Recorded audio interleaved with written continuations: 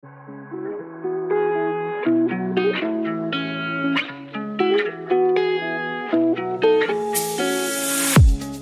listening to an AINC original podcast. We believe you don't have to do life without a compass. Let us be your guide on this amazing journey. Welcome to Navigating Life with Vision Loss. Hello, and thank you for joining us for Navigating Life with Vision Loss. I'm your host, Kim Wardlow. We are continuing our month of fashion here in September. And we're continuing to talk with Tricia Waechter from Blind Girl Designs. So I'm really excited to have her with me again today. So Tricia, thank you for joining us again. My pleasure. I'm really happy to be here. So today we're talking about dressing sharp and staying groomed, men's fashion and grooming, the title of today's episode. As I mentioned in the last episode, often we focus more on women's fashions and not so much on men's fashions. We talked in the last episode about more general things about Blind Girl Designs and what you're doing there, but also on getting clothes that fit and make you feel good and confident. And so today we're looking at men specifically and building confidence for men. And I know some men who are very fashion conscious and very particular about what they wear, and others that just want to be comfortable, and it may or may not match. You just don't know. So as we're looking at that and just some grooming tips as well, we'll just start out. Why a guy would want to be thinking about dressing well, not just what others might be perceiving and thinking, but just feeling the social benefits and psychological benefits of dressing well.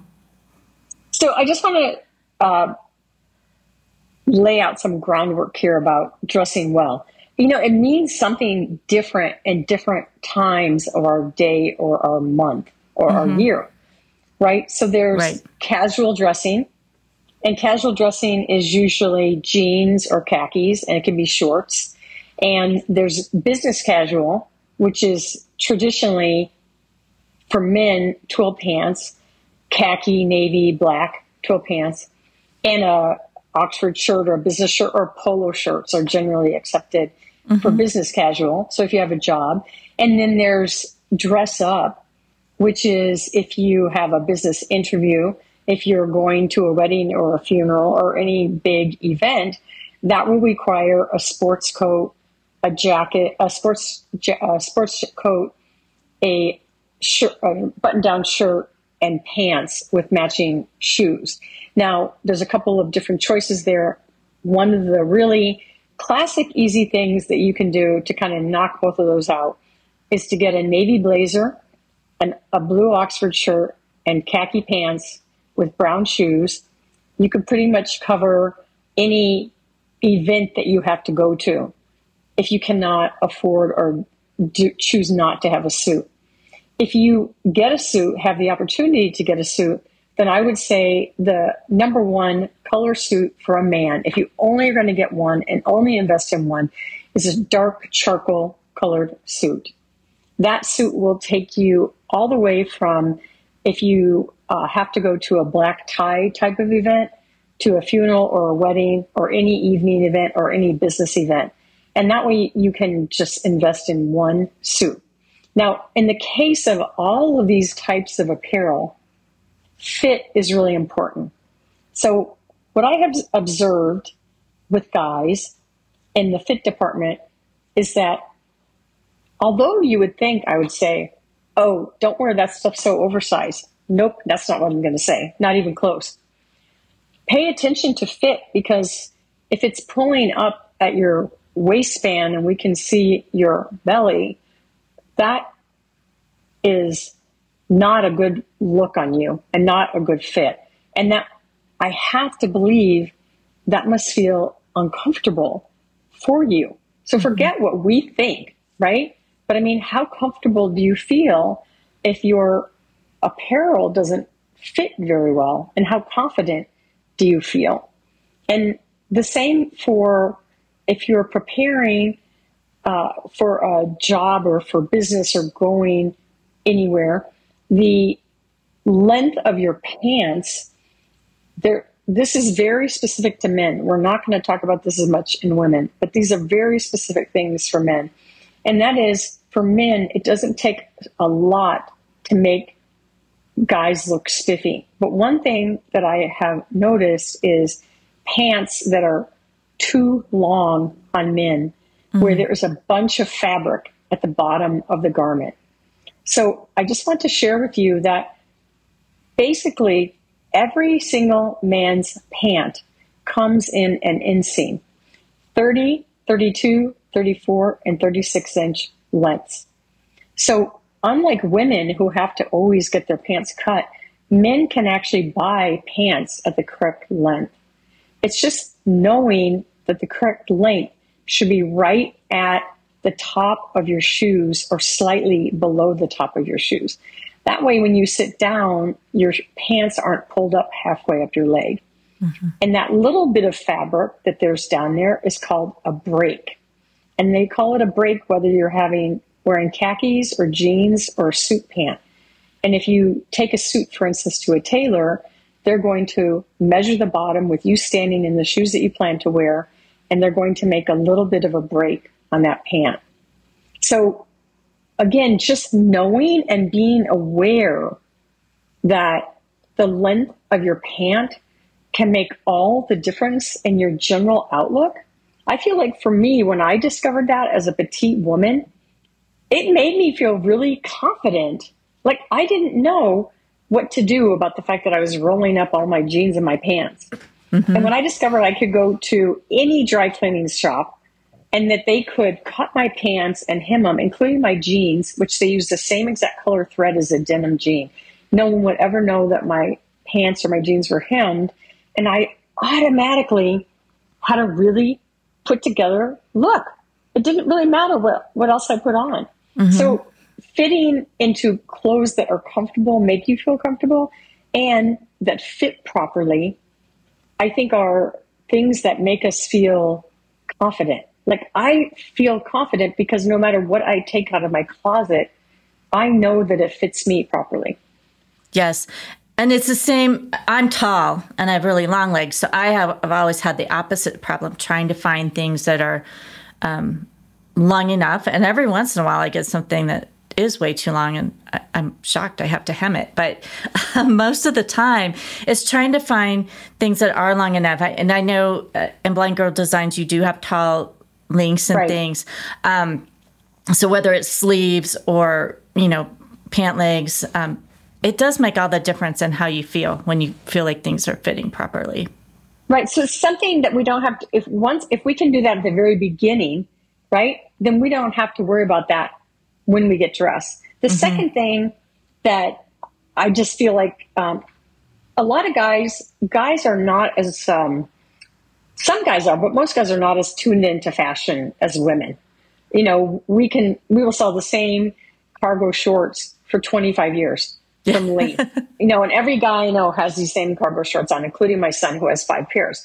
He has 5 pairs of caramel khaki, sand khaki, and khaki. So there are 3 different tones of khaki. And all of his shirts are royal blue, navy blue, heather blue, blue.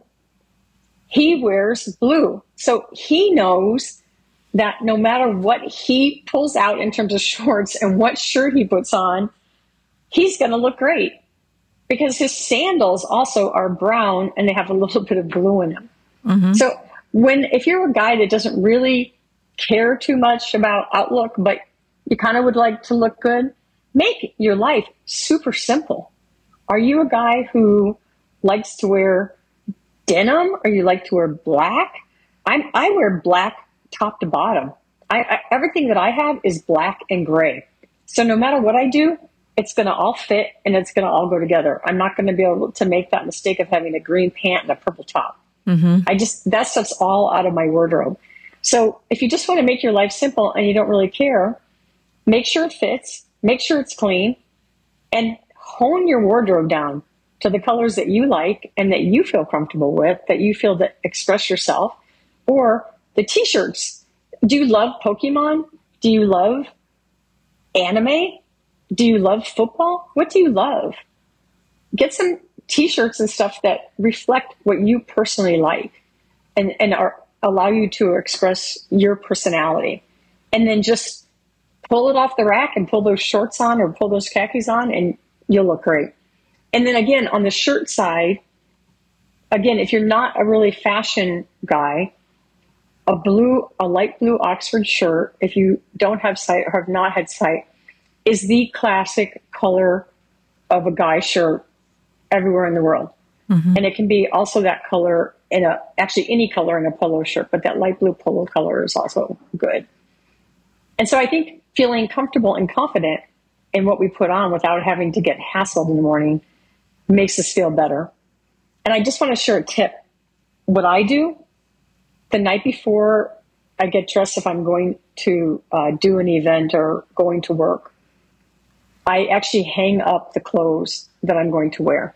I literally put the pants, the underwear, the socks, the shirt, and the shoes. I have them all hung up together. And that way I don't have to run around in the morning like a chicken with my head cut off, trying to say, oh my God, is that navy? Is that black? Yeah. I didn't know what do you mean burgundy? I didn't even know I had burgundy pants. Are you sure that's burgundy? So it just eliminates all that anxiety and stress. And it's a very simple thing to do. It's kind of what we did when I was a little kid. A lot of people, moms probably made sure that they had their uniforms ready in the morning or clean clothes the night before or their soccer uniform. It's a very, very same thing. For me, it just reduces the stress. And I always feel confident when I wake up in the morning first thing because I know my clothes are already ready. Yeah. You touched on this a bit, but I wanted to just go back to it in terms of cost. And especially if you are buying and investing really in something like a suit that you might not wear, probably you won't be wearing it every day, but for special occasions, where is it really, if you pay more, is it really mean it's better? Or, how do you determine, well, I could buy this and it's not so expensive, but it's still, reasonable quality? Right. I would say, just to make things really simple, and because this is a nationwide chain of which I have no affiliation, Men's Warehouse has the best value, best outlook suits that I have seen. And of course, I am used to dealing with $2,000 and $3,000 and $4,000 suits. But Men's Warehouse has suits for men for $150. And they tailor them. They will match them with a shirt that's maybe 2 for $40. You can get 2 shirts, a broadcloth and an Oxford, and a tie that's maybe $15, right? And they will tailor the cuffs and they will tailor the hem and they will fit it and they will not let you walk out of there unless you look like $1 million. So the secondary thing about the suit investment is that suits are constructed with what is called a busted seam. A busted seam means that when they fit the seam to your waist, they don't cut off the fabric. So if you gain weight, you can take your suit, or if you gain weight or you get taller, if you're a teenager and you're getting your first suit, right? And you get it at Men's Warehouse, the tailor is going to put a deep cuff in so that when you get taller, you can bring it back and he's going to let the hem down. If you get wider, they're going to rip that seam out at the waist and make it wider for you. They are going to do the same thing with the cuffs on the jacket. So if you get taller. So that is how everybody manages the investment of a suit, whether it's $150, which is a big ticket, or $5,000, which is a big ticket, depending on who you are and what you're doing, right? But in both cases, they use these tools in order to extend the life of the suit. Great. That's really good to know, because I think that can be kind of intimidating going into buy a suit. Yes. And then in terms of the other option, which is a navy blazer and also polo shirts. Listen, don't discount what your regional version of Goodwill is. Everybody has those type of stores, right? And you can pick up a really nice, lightly worn navy blazer that will fit you for $10 and a really nice Ralph Lauren polo shirt for $4. So, if you are dressing on a budget, don't discount these type of places, because they have a lot of really good apparel from a lot of really good, well-branded vendors that you can build out a really nice wardrobe for very little money. That's true. You can get some really good deals there, those types of stores. Especially in men's, where the fashions don't really change as quickly as in women's. Yes. Yes. Well, now that they're dressed and look good, whether they're casual or dressed up, let's move on to grooming tips, and especially as we're considering men who are blind or have low vision, and just that importance of regular, grooming routines. Okay. So this is going to have to be before you put the clothes on, guys. Yes. You got to do the grooming part. Okay. So I'm going to say the biggest single thing for anyone is cleanliness. So you can have all these spiffy clothes on, but if you smell bad, forget it. It totally erases all of the good deeds that you have done. So I would say that every day you should shower.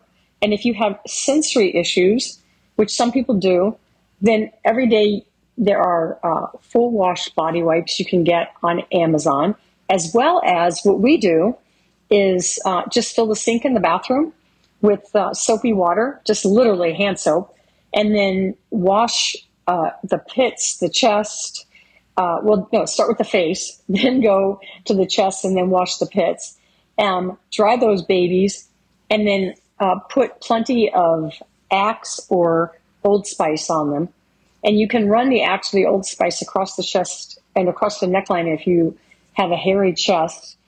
The other thing to just mention is if you have stinky feet, at the end of all of this, I take the washcloth and wipe the feet down. And, sometimes I know that people even run some deodorant on their, just take the deodorant and run it at the top of their foot for the smell. But there's other products for feet. But I'm just going to say the biggest thing is to make sure that, men particularly can generate quite a bit of smell. Teenagers, particularly, an outrageous amount of smell without any of us having any idea that that's happening. So I would say that making sure that your bodies are clean. The second thing is in terms of shaving, the easiest way to shave if you want a clean shaven face is to use an electric razor. It's completely tactile. You don't have to learn a huge amount of skills. Usually electric razors come with an attachment for your ears and your nose. So the other thing that happens is that we grow hair in our ears and our nose, which is something that is not desirable.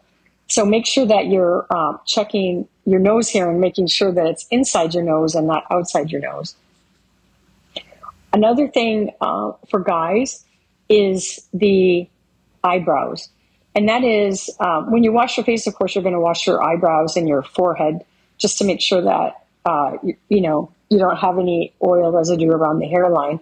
But, once a month when you get your hair cut, I'm going to recommend at least a hair check once a month. Some people get their hair cut every 2 weeks, depending on how short your hair is. But at least once a month, do a hair check. Do an eyebrow check at that time. There are a lot of stylists who will clip your eyebrows. They will definitely get rid of what's called a unibrow effect, which is that if you have a really, really heavy beard and heavy hair on your face, your eyebrows kind of connect. So make sure that you're asking your stylist, to check your eyebrows. And a lot of times, depending on your age, like when you're older, you'll get curly gray hairs that will start popping out of your eyebrows. And the stylist will just take the scissors, comb your eyebrows, and clip the hairs, just as part of what she does. It's just like a normal thing that she does.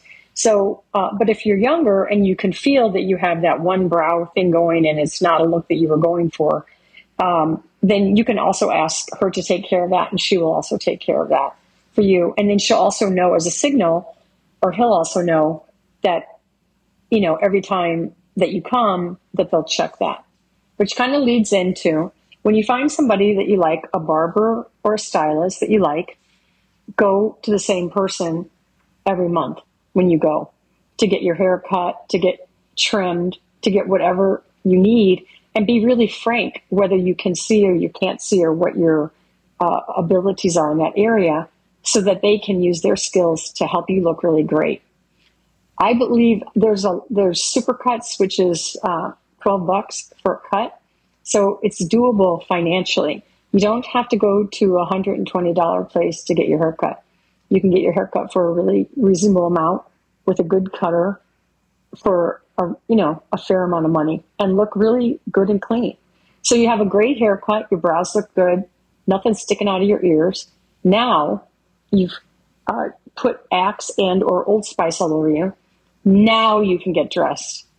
Now you should be beaming with confidence. Except for one thing I failed to mention.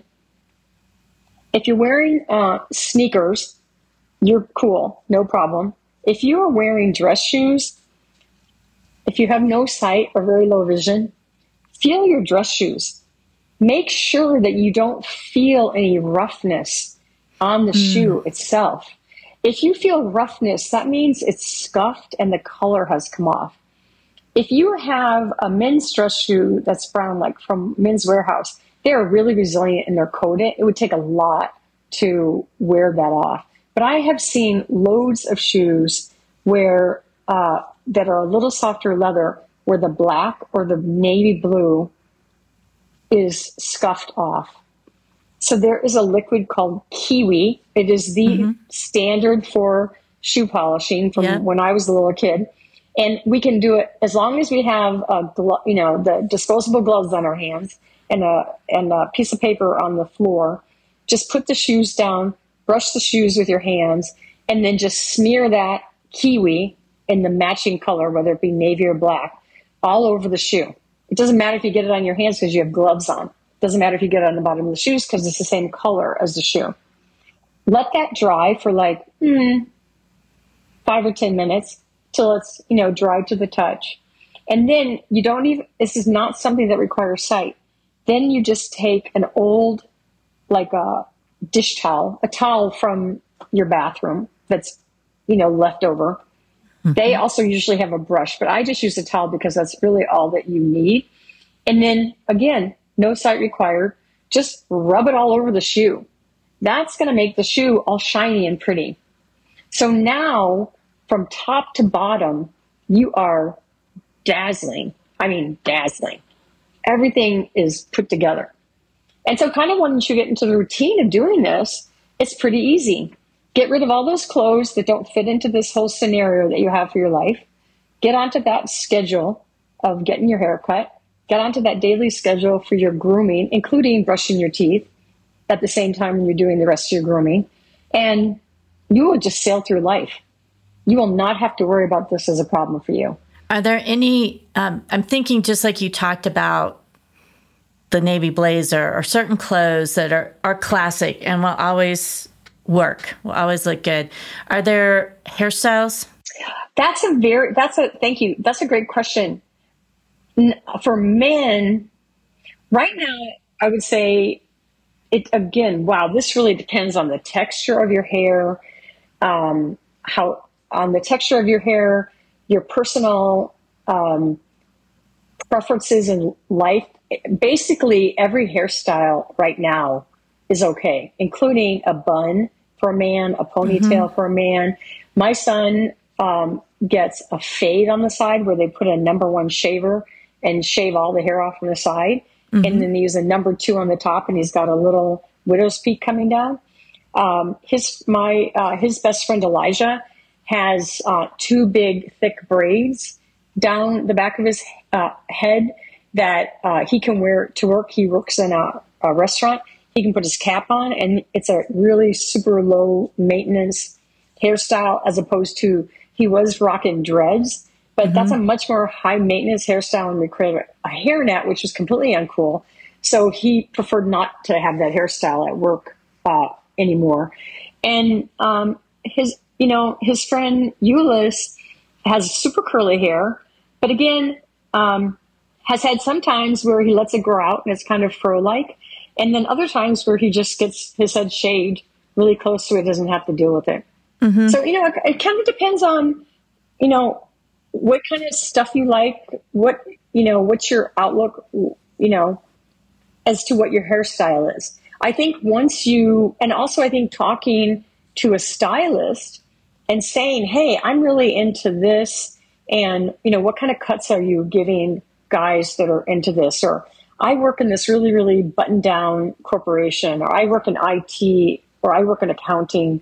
And let me tell you, I wear what I wear to work. I wear an Oxford shirt and khaki pants to work every day. What's an appropriate haircut for that? And because they'll know what looks good with codes, your your face shape and all that too. And they'll make sure that they will cut around your face. They'll cut the nape of your neck to make sure there's not any hairiness in the nape of your neck, so that the cut is really clean. They'll shape it in the back. They'll shape on the sides and around your ears. So they'll, if you don't already have a point of view about your hairstyle, then definitely talk to the stylist about, your kind of life. And she'll, he or she, the barber or the hairstylist, will give you some guidance there. Once they do it, the great thing about hair is that it grows out every 4 weeks. In my case, every 2 weeks it will grow out. So it's something that if you get it and you're like, yeah, I kind of like it, but I think I'd really like to have a swoop over my head, they'll be like, okay, we won't cut the top this time. We'll just cut the sides. So, it's kind of a work in progress. And as you go in different phases in your life, you'll change your hair, because with men, they may get a receding hairline, and that may change the way that they do their hair. So just make sure that you're communicating with your stylist about your lifestyle, what you need. Again, which goes back to having the same person each time. And I also usually book my stylist a month in advance. I get a cut, and before I leave, I've got it booked, because I want to make sure she knows my hair. I have cowlicks all over my head. I have a short hairstyle. If somebody cuts it wrong, it's pretty horrible looking. So I book that right there before I leave. And that makes it easy to stay in that routine too. You don't have to remember to rebook, and then you can't get in or whatever. Right. But I think hair, like clothing, can be an expression of yourself and your personality, your hair, if you choose to wear a beard or mustache, how those are cut, that's also a way to express yourself. And it may change, as you say, at different points in your life.